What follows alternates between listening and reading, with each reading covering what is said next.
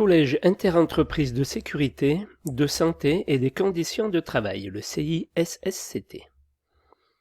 Le CISSCT est prévu sur les chantiers d'importance, avec un effectif prévisible supérieur à 10 000 hommes-jours. Sa mise en place nécessite la rédaction d'un projet de règlement pendant la phase conception. Elle permet de disposer en cours de travaux d'une instance collégiale où chacun peut s'exprimer sur les problématiques de sécurité du chantier.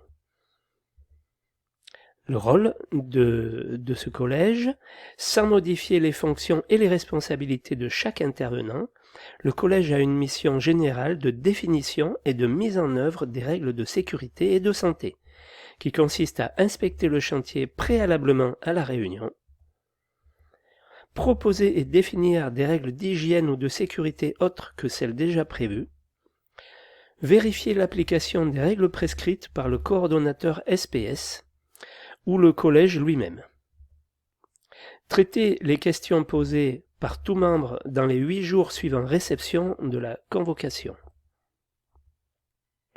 Composition du collège. La liste des participants doit être affichée sur le chantier par le coordonnateur SPS. Les membres avec voix délibérative, coordonnateur de sécurité, il est président, le maître d'œuvre, chaque chef d'entreprise ou son représentant habilité, chaque sous-traitant. Les membres avec voix consultative, un salarié par entreprise ou par sous-traitant travaillant sur le chantier, l'inspecteur du travail, l'OPP-BTP, le représentant de la CARSAT, les médecins du travail des entreprises. Entreprises dispensées, les entreprises qui interviennent pour une courte durée, avec un effectif réduit, peuvent ne pas participer aux réunions du collège. Le Code du travail prévoit qu'elles peuvent s'en dispenser si elles n'ont pas sur le chantier au moins 10 salariés pendant au moins 4 semaines, et celles qui n'exécutent pas des travaux comportant des risques particuliers. Donc, ces réunions, les entreprises désignées après consultation du collège et adoption du règlement sont tenues de participer aux réunions du collège et de se conformer au règlement. Elles doivent être informées de ces obligations lors de l'attribution de leur marché. Les réunions ont lieu sur le chantier, dans un local approprié et pendant les heures de travail. La périodicité de ces réunions. La première réunion a lieu dès que 2 entreprises au moins sont présentes sur le chantier, et puis tous les 3 mois au moins, à la demande de la majorité des représentants ayant voix délibérative, à la demande motivée du tiers des membres salariés, à la suite d'un accident ayant eu ou ayant pu avoir des conséquences graves. Les convocations. La convocation est établie par le président en même temps que l'ordre du jour.